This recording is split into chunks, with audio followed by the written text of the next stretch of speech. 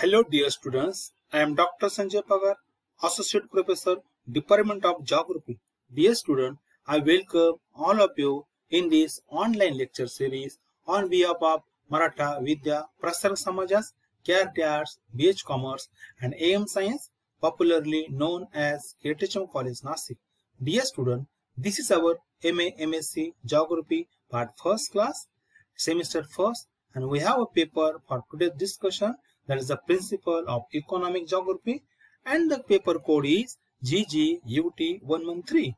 In today's lecture, we are going to discuss our third topic or the chapter, that is resources. And today we have a subtopic of the chapter, that is classification of resources.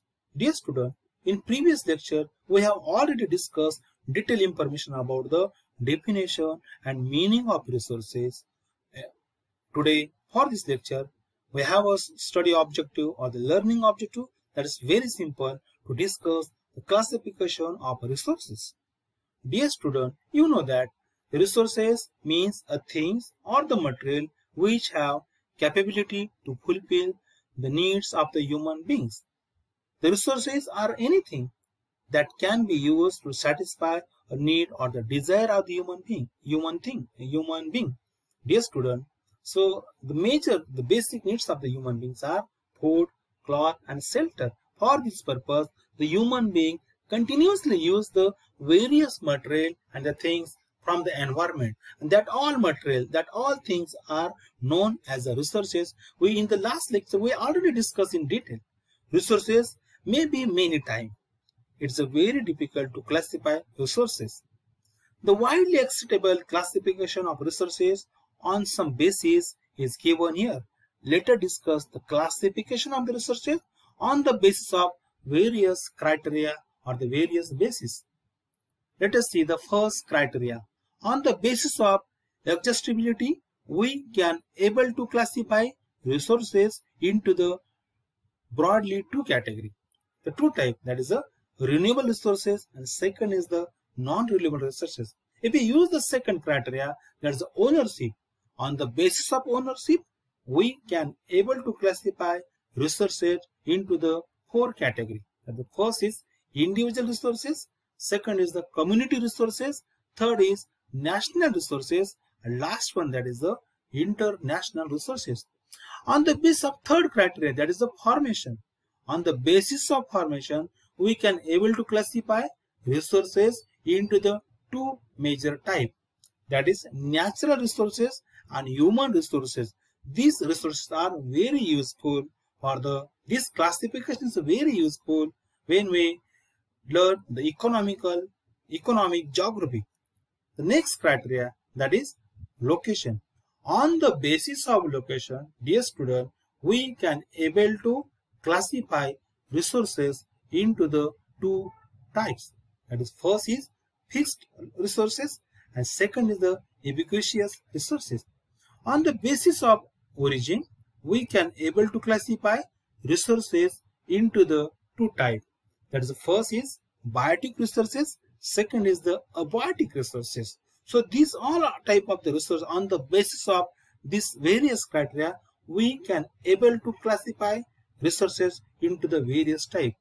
Let us discuss all these criteria, and on the basis of this criteria, various type of resources one by one. Let us see the first criteria and the type of the resources on the basis of exhaustibility. Broadly, on the basis of this criteria, we can able to classify resources into the two types. The first is renewable resources and second is non-renewable resources. Dear student, the renewable resources means the resources which can be renewed or the reproduced by the physical, chemical and the mechanical processes. Then such type of the resources are known as a renewable resources. And you know that the resources this type of the resources we can able to use again and again. Therefore, this type of the resources is known as the renewable resources. For example, water and solar energy. These are the ideal example for the renewable resources. And second type is non-renewable resources. See, The definition of the non-renewable resources: resources which cannot be recycled and get exhausted with their use are known as a non-renewable resources. It means what? When we use this type of the resources, then once you use that resources, then it will be finished. We are not able to reuse that resources, and therefore this type of the resources are known as non-renewable resources. An ideal example is fossil fuel like a coal and the petrol, maybe the natural gas. This is the example of the coal. So you see, if we use this coal for the various as energy in any process, then immediately it will finish. We're not able to reuse that. Whatever the ash is remain, that we are not use like a coal again. So therefore this type of the resources are known as a non-renewable resources. Dear student, on the basis of ownership, we can able to classify resources into the four type. First is individual resources. A very simple definition. Resources which are owned by individuals are called as individual resources. For example, car, house, pen, laptop. These all belong from the personal. This is our personal property. So personal property is an example of the individual resources. Then we have the second type of the resources, community resources. Resources which are owned by the community or the society are called community resources. For example, park. I am talking about the public park, temple, and so many things. So these are the ideal example, because the temple, the public park, they belong from the society and the community. We don't have the individual right on such type of the resources. Therefore, this type of the resources are known as a community resources. Next type of the resources on the basis of ownership is national resources. Dear student, the resources those are owned by the individual nation, like India, maybe any other country, are called as national resources. An ideal example of these resources is river and railway. So when we're talking of the railway with respect to India, we call it Indian Railway. Indian Railway means it indicate that this railway belong from India's ownership and Indian government's ownership. So therefore, such type, even same thing about the Indian Post also. Indian various numbers of things are there.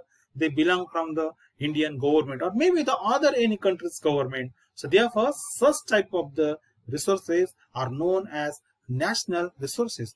And last type of the resources on the basis of ownership is international resources. See, the resources regulated by international bodies are called as international resources. These resources are found beyond the terrestrial boundary, means your national boundary of your country. For example, ocean and the sea, beyond the 200 nautical miles. Why? Beyond the 200 nautical miles? Because up to the 200 nautical miles, we have our right on this sea and the ocean. But beyond that, we don't have our nation right. It is a international community's rights. Therefore, such type of the resources are known as international resources. Dear student, and the next criteria, that's the formation. On the basis of the formation, we can able to classify resources into two major categories, two major types. The first is natural resources. Very simple. The resources that are made available by nature and are used without any modification are called natural resources. For example, forest, soil, air, water, mineral, flora, sunlight. These all things. You know that these all material are gifted by the nature to human being directly, and we use that directly. So natural resources are very important for human development, for the completion of the various human needs, for the economical development, and so many. All the other resources, that is the resources made by the human being, like a culture resources or the human resources. For that purpose, the main base is provided by the natural resources. So let us see the second type of the resources on the basis of formation. Second is human resources. See, the resources which are created by man with help of natural resources are called human resources. For example, table, computer, road, bridge, mobile, and so many, maybe the laptop or many things. So all these things are made by the human being, or these are the man-made resources, but for this purpose, we use the natural resources as a base, as a raw material. On the basis of that, we can able to produce human resources. Therefore, this is very important in this respect when we are talking about the human resources or man-made resources. That time, the role of the natural resources is very important. Then we have, just I mentioned that the development of the human resources is totally dependent on the ability, skill, and science and technological development of man. See, this is the very important when we are talking about the human resources. That time, human resources are not available same everywhere. The quality and the quantity of such type of the resources is totally depend on the ability, skill, and science and technological development of the human being of that society. Therefore, we observe there is a difference. Whatever the human resources or man-made resources are available in the European country, in the developed country, we don't have same type of the human resources in the African country. Why? It is only due to the, it depends on the ability, the skill, and the science and technological development of the human being. Therefore, there we observe the great difference. Then we have the next criteria, that is the on the basis of location, we can able to classify resources into the two categories. The first is ubiquitous resources. Resources which are found everywhere are known as the ubiquitous resources. An ideal example is air and sunlight, and maybe the other non-conventional energy resources. Second is localized resources. Resources which are found only in certain place are known as the localized resources. For example, gold, uranium, and so many. It may be the mine of mineral oil or numbers of things, the coal mine maybe. So these all resources are available at particular location. Therefore, such type of the resources are known as localized resources. Dear student, so on the basis of origin, we can able to classify again resources into the two major categories. The first is biotic resources. Resources those made from living and organic material are called as biotic resources. For example, forest, animal, human being, and microorganisms are the ideal example of biotic resources. And these are very useful for the human being to fulfill his various needs. And second classification, that yes, again one thing is there, every biotic creation is called as biotic resources. I just mentioned about the animal, human being. Yes, human being is also one biotic resource, because the utility of the natural resources is totally depend on the quality of the human being, the skills of the human being, knowledge of the human being. Therefore, the human being also is known as a biotic resources.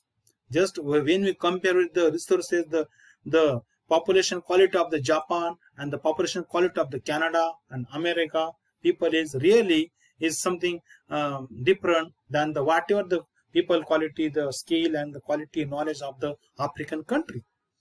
Let us see the second type of the resources on the basis of origin is abiotic resources. Every non-living substance is called as a abiotic resource. Means what? It is a totally opposite of abiotic resources. When we are talking about the abiotic resources, in that time we don't have the whatever we have the characteristics of the biotic resources. Here we have a totally opposite resources. So for example, water, soil, natural gas, sunlight, these are the ideal example of the abiotic resources. But see, these resources are like a soil, water, these resources are very useful for the human being to fulfill his basic needs. Therefore, both resources are useful. Dear student, another one classification of the resources on the basis of status of development, we can able to classify resources into the four types. First is, let us see, potential resources. Resources which are found in particular region but not yet used properly. For example, if a country has petroleum in the sedimentary rocks, it is a potential resources until it is actually drilled out of the rock and put to use. So therefore, it may be possible even in African country also, in many African country, such type of the petroleum resources might be available in that particular region, but due to the use of that resources, the lack of technology or the knowledge, maybe the other things are available. But if this type of the resources are available in that particular region, then it will be known as the potential resource, because there is a potential. If they extract their technology and the knowledge and the science and technological progress, then definitely that resources, they can be used for fulfill their needs. There is a potential, therefore it is known as the potential resources. Second, we have the developed resources. These are the resources that have been served, their quantity and the quality has been determined, and they are currently being used. For example, wind energy in use in China. Yes, China is the very developed country with respect to the use of wind resources, because they use the whatever technology they have. With help of this technology, they are using the wind energy on a large scale. Then we have the stock resources. Resources that are available but we do not have proper technology to use them are called as stock resources. For example, water is made of oxygen and hydrogen, which can be used as a fuel. But because of lack of proper technology, these are not being used by the man. Therefore, there is a stock. This resource in the stage of stock, but due to the lack of knowledge and technology, we are not able to separate oxygen and hydrogen separately and use them like water to fulfill the human's needs. Then last type of the resource is reserve resources. Resources that can be put into the use with help of the existing technology, but their use has not been started. This can be used for meeting future requirement in the future. For example, river water can be used for generating the hydroelectricity or hydroelectrical power, but presently it is being utilized only to a limited extent. Yes, again I am talking about even in India also, we have lot of scope to generate the hydroelectricity in north part of the north mountain part of the India, and even the eastern and the western Ghat. We can able to, but still we are not able to extend or explore this energy on the large scale due to the again we have the problem of the technology, existing technology. It is economically is not profitable to us. Therefore, such type of resources are called as a reserve resources. Dear student, this was all about the classification of resources. In next lecture, we are going to discuss the role of natural resources in the economic development. So, thank you.